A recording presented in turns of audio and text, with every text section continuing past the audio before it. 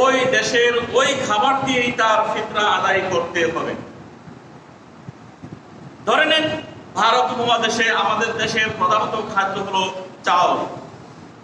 অনেকে হয়তো ক্যাসরামি করে ধানের কথা বলতে পারেন। হাদিসের মধ্যে লা একটি শব্দ ব্যবহার হয়েছে, লা মানে সুবিধাজনক। ধানের চাইতে চাউলটা সুবিধাজনক। এই চাউল, এই জন্যই মুহাদ্দিসিন ইকরাম, হাদিস পণ্ডিতগণ এই চাউলটাকেই নির্ধারণ করেছেন আমাদের বিশেষ করে ভারত উপমহাদেশের জন্য। তাহলে পরিমাণ 2.5 কেজি। যদিও আমাদের দেশে আধা কেজি, আধা শ মানে আধা শ কেজির কথা বলেন, এই ব্যাপারটা ছিল এমন একটি সময় চলে আসছিল আল্লাহ নবীর পরবর্তী সময়ে, সম্ভবত হযরত উমর রাদিয়াল্লাহু তাআলা আনহুর জামানায়। মদিনায় তখন এই বস্তুগুলো, আটা, গম, এই বস্তুগুলোর সংকট দেখা দিয়েছিল। সিরিয়া থেকে আটা ক্রয় করা হতো, গম ক্রয় করা হতো। তখন ওইখানকার গভর্নর ছিলেন মারওয়ান। তিনি এই 1 সার পরিবর্তে তিনি আধা সার একটা ফরমান জারি করেছিলেন। তার উদ্দেশ্য ছিল যে এটা চড়া দামে বাহির থেকে কেনা হয়, এই জন্য তিনি এটাকে মুয়াবিয়া, মারওয়ান না, মুয়াবিয়া তিনি গভর্নর ছিলেন। মুয়াবিয়া তিনি যে বাহির থেকে যে আটাটা আমরা ক্রয় করি, গমটা ক্রয় করি, এটা চড়া দাম, এইটা আমাদের এখানে যেটা ছিল, যেটা আছে, এটা ডাবল দাম পড়ে যায়। তিনি একটা ফরমান জারি করেছিলেন যে তোমরা আধা শ করে দিয়ে তোমরা এটা আদায় করো। আবু সাঈদ খুদরি আল্লাহর নবীর একজন প্রসিদ্ধ সাহাবী, তিনি তখন এটা প্রতিবাদ করেছেন। অনেক সাহাবারা প্রতিবাদ করেছেন, না, নবী করিম সাল্লাল্লাহু আলাইহি সাল্লামের জামানায় 100 ছিল, আমরা এটাই করব, আমরা আধা শ দেব না। তাহলে তখনকার সাহাবারা এই প্রতিবাদ, মুয়াবিয়ার প্রতিবাদ জানিয়েছিলেন। তারপরে দেখা যায় ইবনে ওমরকে দিয়ে হযরত ওমর রাদিয়াল্লাহু তাআলা আনহু তিনি চিঠি পত্র প্রেরণ করেছিলেন মুয়াবিয়ার কাছে যে আল্লাহর নবী মুহাম্মদ রাসূলুল্লাহ সাল্লাল্লাহু আলাইহি সাল্লাম যেই নির্দেশ করে গেছেন, যাকাতুল ফিতরের জন্য যেই ধার্য করে গেছেন, তার একটু কমানোও যাবে না, বাড়ানোও যাবে না। এই নিয়ে তখনই এটি নিয়ে আলোচনা হয়েছিল। বন্ধুগণ, আসুন আমরা 1 সা পরিমাণ ফিতরা আদায় করব, 2.5 কেজি, জনপ্রতি 2.5 কেজি। এটি হলো সহিহ। এখন আরেকটা প্রশ্ন আসে, আমরা একটু আগে হাদিস পড়েছি, আলাল কাবিরি ওয়াস সাগীরি, ছোট হোক বড় হোক। হয়তো অনেকে বলতে পারেন যে আমার শিশু বাচ্চা তো 8 দিন বয়স, 7 দিন বয়স, ওই তো রোজা রাখে নাই, ওর ফিতরা দেব কেন? আপনার ফ্যামিলির মধ্যে যে কয়জন আছে, ঈদের মাঠে যাওয়ার আগ পর্যন্ত যারা জীবিত থাকবে, এদের প্রত্যেকেরই ফিতরা দিতে হবে। শুধু তাই নয়, ঈদের মাঠে যাওয়ার আগে ফজরের টাইমে বা সকালবেলায় আপনার বাড়িতে, আপনার ফ্যামিলিতে একটা শিশু বাচ্চা জন্ম নিয়েছে, তারও ফিতরা আদায় করার জন্য নবী মুহাম্মদ রাসূলুল্লাহ সাল্লাল্লাহু আলাইহি সাল্লাম নির্ধারণ করেছে। কেন? উদ্দেশ্যটা কি? এটি যেন গরিবের হকটা যেন বড় হয়। পরের হাদিসে যেটা আমি বলছিলাম যে গরিবের ব্যাপারটা এভাবে উল্লেখ করা হয়েছে যে ইবনে আব্বাস রাদিয়াল্লাহু আনহু قال فرض রাসূল সাল্লাল্লাহু আলাইহি সাল্লাম যাকাতুল ফিতরি তাহুরাতুল লিস-সাইমি। আল্লাহ পাক রব্বুল আলামিন এই যাকাতুল ফিতরিকে ফরজ করে দিয়েছেন, নির্ধারণ করে দিয়েছেন। কেন নির্ধারণ করে দিয়েছেন? উদ্দেশ্যটা কি? এটা তাহুরাতুল লিস-সাইমি, সাইম ব্যক্তি, রোজাদার ব্যক্তি, সিয়াম পালন ব্যক্তির সিয়াম পবিত্রতা অর্জন, তার যে ভুল ত্রুটিগুলি আল্লাহ বলতেন, রাসূল সাল্লাল্লাহু আলাইহি ওয়াসাল্লাম উল্লেখ করেছেন, মিনাল লাগবে ওয়ার রাফাসে। লাগবে মানে অযথা কর্ম। আমরা এর আগে বলেছিলাম, কোন ব্যক্তি যদি সিয়াম পালন করার পরে মিথ্যা কথা না ছাড়ে, মিথ্যা আচরণ না ছাড়ে, আজে বাজে কথা না ছাড়ে, তার সিয়াম রাখার কোনো প্রয়োজন নেই। এরপরে তো আমরা মানুষ, আমাদের ভুল হতেই পারে। এই ভুলের কাফারা স্বরূপ, জরিমানা স্বরূপ এই ফিতরা নির্ধারণ করে দেওয়া হয়েছে। এটা মিসকিনদের খাবার, এটা মিসকিনদের খাবার। মিসকিনদের খাবারটা যেন একটু বড় হয়, টুকলা যেন বড় হয়, এই জন্য আপনার শিশু বাচ্চাটাও দিতে হবে। অনেকেই প্রশ্ন করেন, হুজুর ওই তো সিয়াম রাখে নাই, ওই ওর ভিতরে তো হ্যাঁ সিয়াম রাখে নাই, ওরটাও দিতে হবে। ওর যদি সক্ষম থাকার পর ইচ্ছা মানে শরীর তাকুত ছিল, মুসলমান রোজা রাখার মতো সক্ষম, অসুস্থ না, এরপরে যদি সিয়াম না রাখে এর সামাজিক বিচার তো করতেই হবে, তারপর তার ফিতরা আদায় করতে হবে।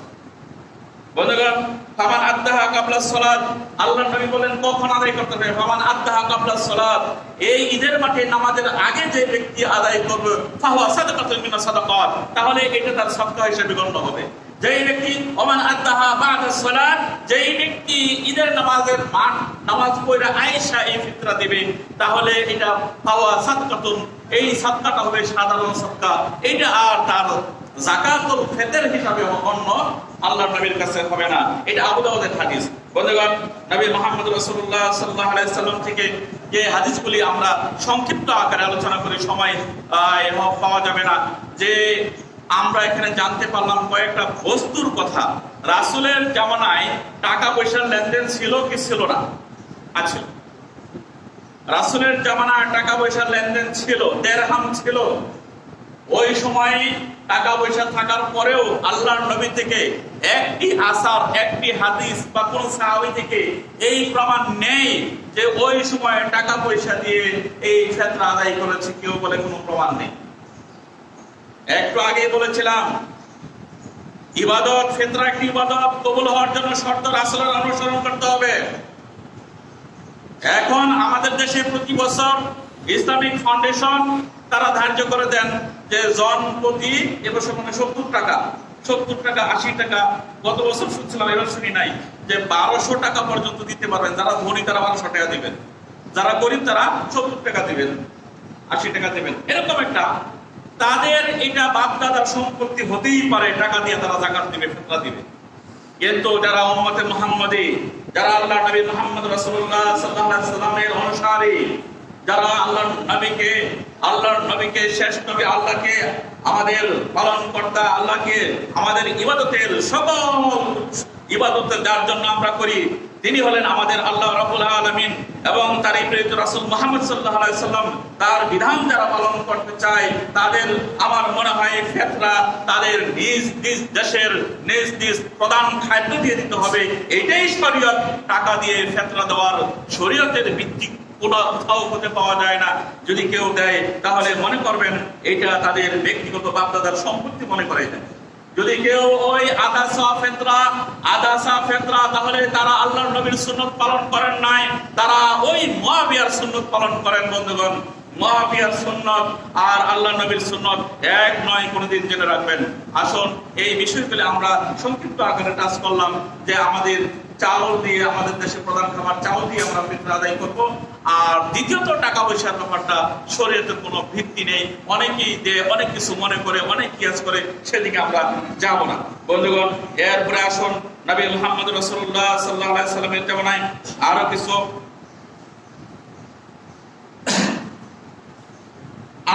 সাইদুল খুদরি قال كنا نطعم الصدقه صاعا من شعير, এটাও বুখারীর 1505 নম্বর হাদিস।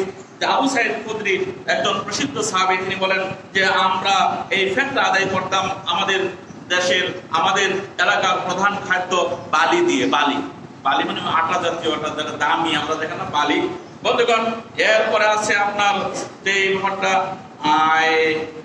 আব্দুল্লাহ ইবনে আমর, তিনি আব্দুল্লাহ ইবনে ওমর, তিনি চিঠি দিয়ে যেটা নির্দেশ করেছিলেন এটা প্রতিবাদ করার জন্য। যাই হোক, এই বিষয়গুলো আগে বলে ফেলেছি। আরেকটি বিষয় হলো আপনার অফি আমওয়ালিন। এখন আসুন যাকাতটা কারে দেব, আমরা ফিতরা কারে দেব, এই বিষয়টা নিয়ে আলোচনা করি। আল্লাহ নবী মুহাম্মদ আল্লাহ পাক রব্বুল আলামিন বলেন অফি আমওয়ালিন হাক্কুল লিসাইল ওয়াল মাহরুম।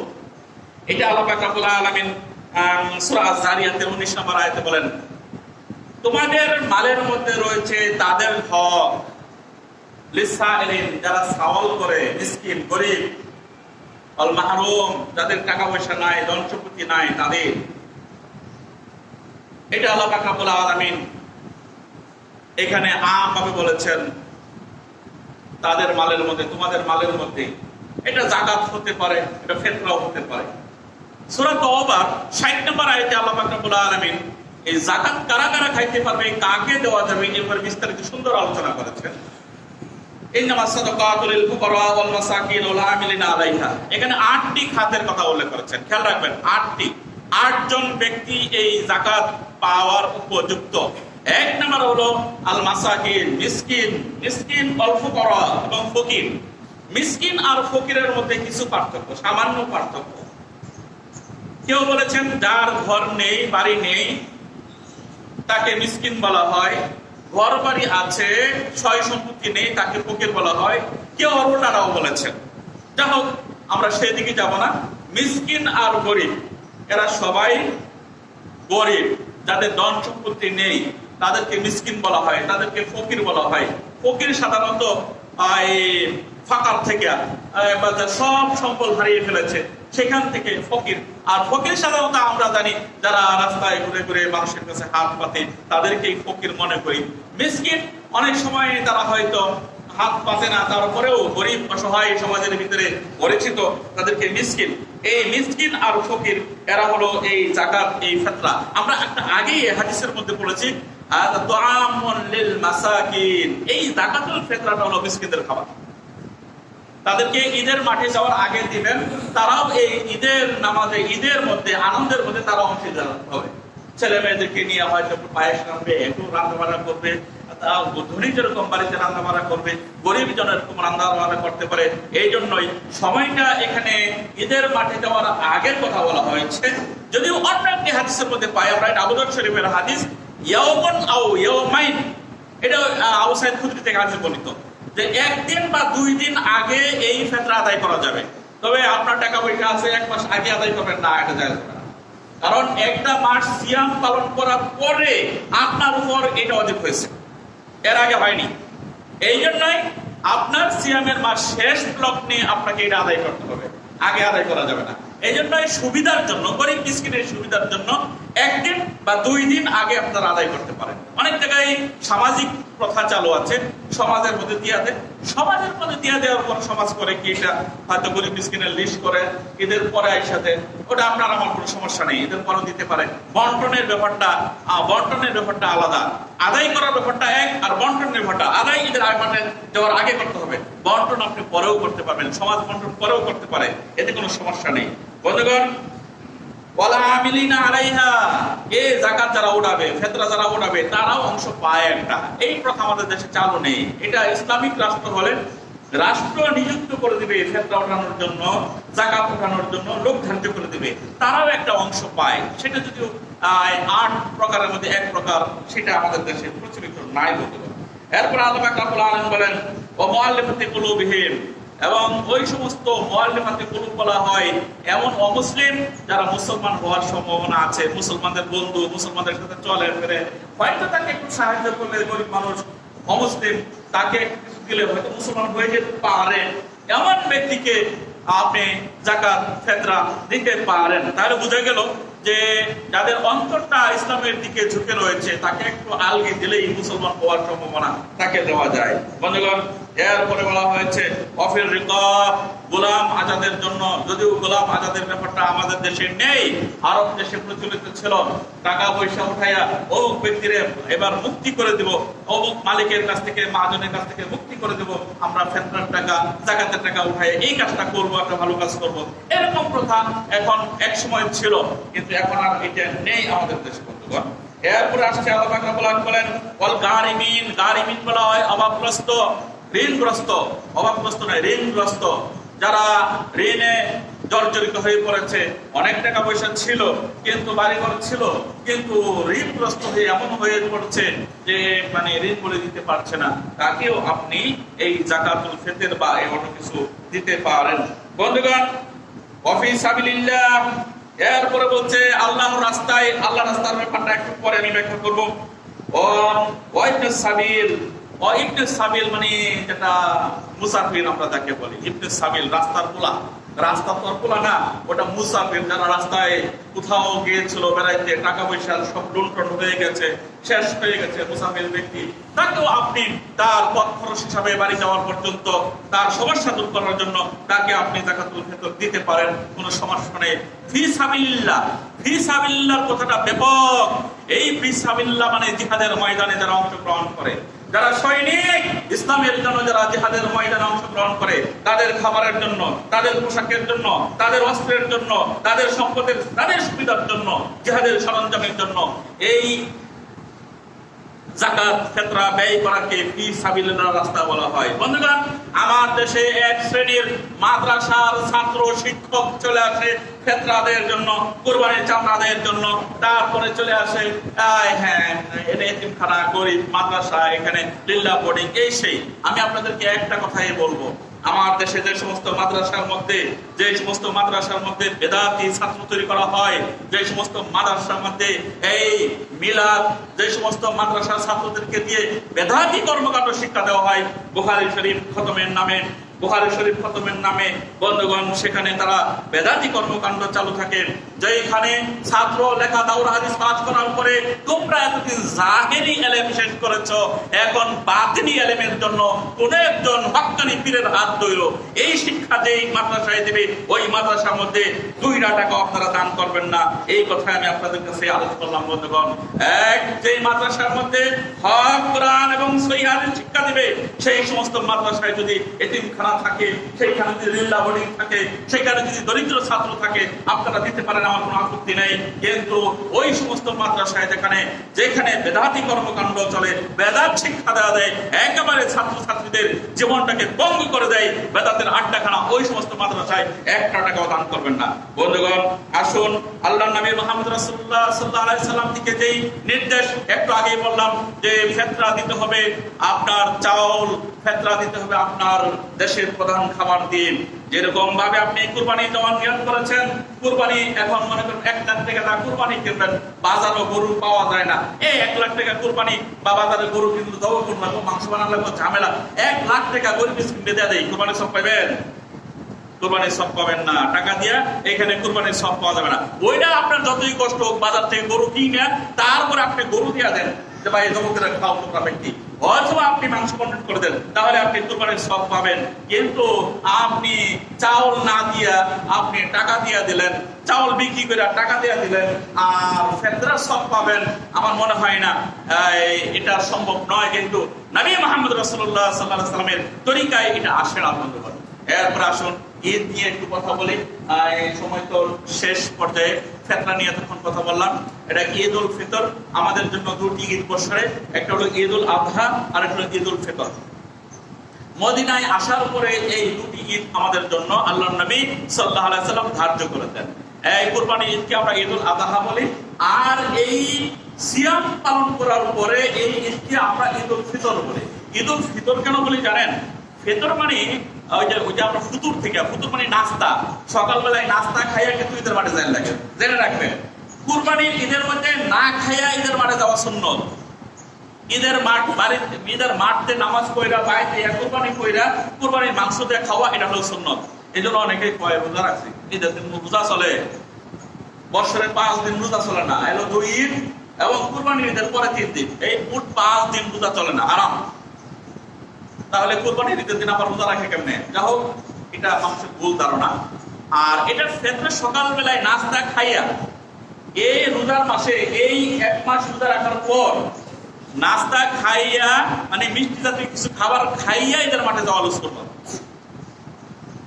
বন্ধুগণ, এই 2টা ঈদ আমাদের জন্য, যদিও আমাদের দেশে গান বাইরে হয়েছে সকল ঈদের সেরা ঈদ ঈদে মিলাদুন নবী, ভণ্ডদের ঈদ, ওটা ভণ্ডদের ঈদ। আল্লাহ নবী বললেন 2টা, ওরা কয় সেরা ঈদ হলো ঈদে মিলাদুন নবী। সম্মানিত উপস্থিতি, ঈদের মাঠে আমরা এবছর তো আমাদের সারা বাংলাদেশে, সারা পৃথিবীতে অনেক জায়গায় ঈদের মাঠ কবেই না, মনে হয় যায় না। শলাকিয়া তো বন্ধ ঘোষণা করে দিয়েছে সরকার, বিভিন্ন করোনা ভাইরাস ঠেকানোর জন্য মসজিদও বন্ধ ঘোষণা করেছিল। এখন মোটামুটি একটা পর্যায়ে আসছে, নামাজ বিধানের মধ্যে চলতেছে। ঈদের মাঠ করে কিভাবে চলবে জানি না। যা হোক, তারপরে আমার মাসলা, আমার আমি চালিয়ে যাই বন্ধুগণ। নামাজ কেমনি হবে এটার উপরে। এখন আসুন, ঈদের মাঠে, খোলা মাঠে ঈদের মাঠ, ঈদের মাঠ কোনো কারণবশত মসজিদে জায়েজ। বৃষ্টি বাদলের সময় আল্লাহ রাসূল মদিনা মসজিদে নামাজ পড়েছেন, কারণবশত মসজিদে পড়া জায়েজ। ঈদের মাঠ মহিলারা পড়তে পারবে কিনা অনেকে প্রশ্ন করে। মহিলারা তো ঈদের মাঠে পড়তে পারবে, তো পারবেই, পুরুষ তো যাবে, পুরুষের চাইতে বেশি গুরুত্ব মহিলাদেরকে দেওয়া হয়েছে। কেমন? আল্লাহ নবী বলেন, উম্মে আতিয়া থেকে হাদিস, তিনি বলেন আমারা না, আল্লাহ নবী আমাদেরকে নির্দেশ করতেন, আর নুখরিজা, আমরা যেন বাহির হয়ে যাই ঈদের মাঠে। আল আওয়াতিকা, আওয়াতিক বলা হয় মানে বয়স্ক মহিলা, সাবালিকা মহিলা, মেয়েদেরকে আওয়াতিক বলা হয়। বলা হুই গিজা, যাদের মাসিক সমস্যা আছে তারাও ঈদের মাঠে যাবে। আল্লাহ নবী বলে দিলেন, মানুষের তো প্রশ্ন থাকতে পারে ওরা যাবে কেন? ওরা যাবে ঈদের মাঠে, তাকবীর পড়তে পড়তে যাবে, খুতবা শুনবে, এই দোয়ায় অংশগ্রহণ করবে। এই দোয়া মানে নামাজের পর, খুতবার পর ইমাম সাহেব হাত তুলে দোয়া করবে, এই দোয়া নয়। এটা আমাদের দেশে মানুষের ভুল ধারণা করে। অনেকেই বলে ওই যে মহিলাদেরকে বলছে দোয়ায় ও শরীক হওয়ার জন্য, এই দোয়া মানে ওই দোয়া নয়, যে বেদাতি দোয়া আমাদের দেশে প্রচলিত চালু আছে, এটা নয়। দোয়া ঈদের মাঠ, ঘর থেকে বাইরে হইতে আপনি দোয়া পড়তে পড়তে যাবেন, তাকবীর পড়তে পড়তে যাবেন, আবার তাকবীর পড়তে পড়তে ফিরবেন, ইমাম সাহেব খুতবায় দোয়া করবে, ওই দোয়া অংশগ্রহণ করবেন আপনি। আসুন, আল্লাহর নবী বলেন, মেয়েদের এমনই বলেছেন যাদের উন্না নেই, চাদর নেই, তার প্রতিবেশীর কাছ থেকে একটা উন্না কর্জা নিয়ে, ধার নিয়ে তারপরে ঈদের মাঠে যাবে।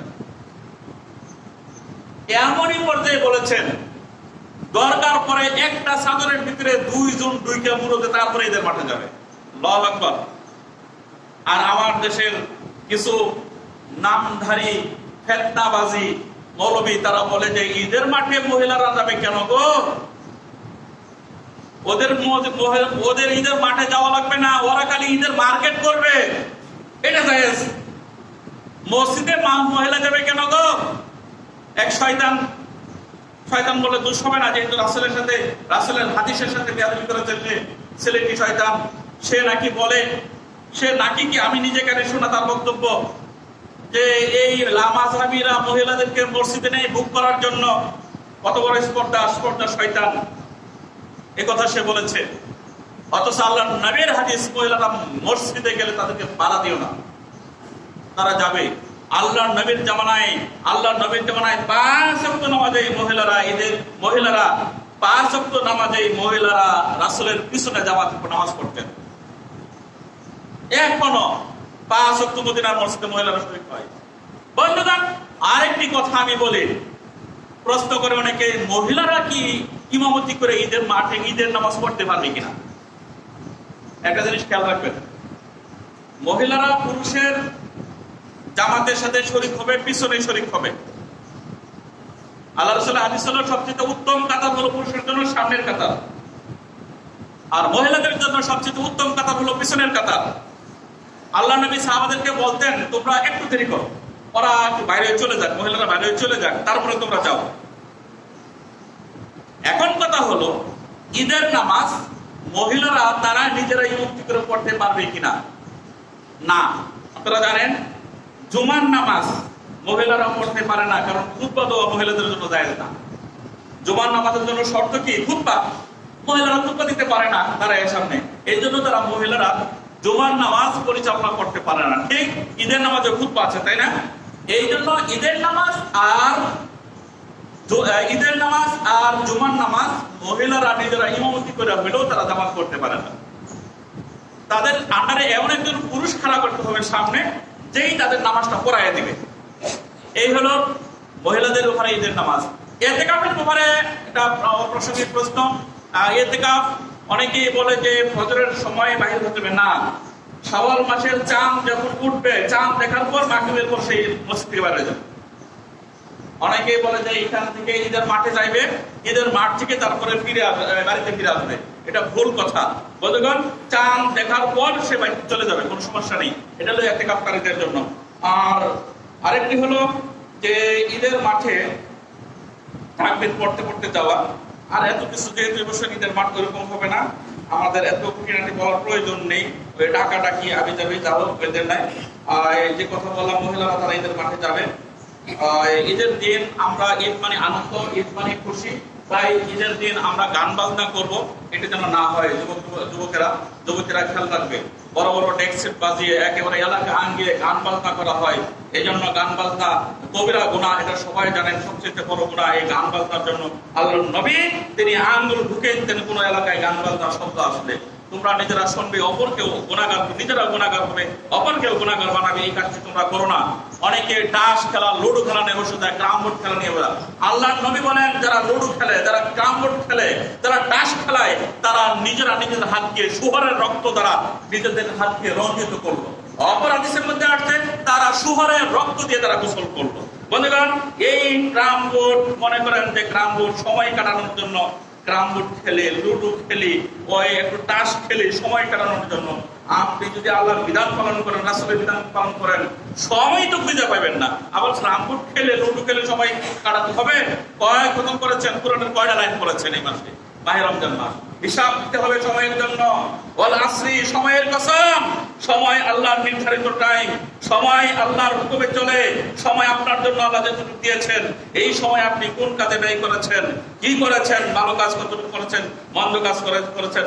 ওমাইয়া আমাল মিসকালা যাররাতিন শাররান ইয়ারা, সামান্য মন্দ কাজ করলেও আল্লাহ আপনাকে দেখিয়ে দেবে। ওমাইয়া আমাল মিসকালা যাররাতিন খাইরান ইয়ারা, সামান্য ভালো কাজ করলেও আল্লাহ আপনাকে দেখাবে। মন্দ কাজের ভিতরে যে কাজগুলি আছে, এগুলি সেদিন হাসরের ময়দানে আপনার সামনে উপস্থাপন করা হবে। সেই দিন লজ্জিত হবেন, অপমানিত হবেন, অপদস্থ হবেন।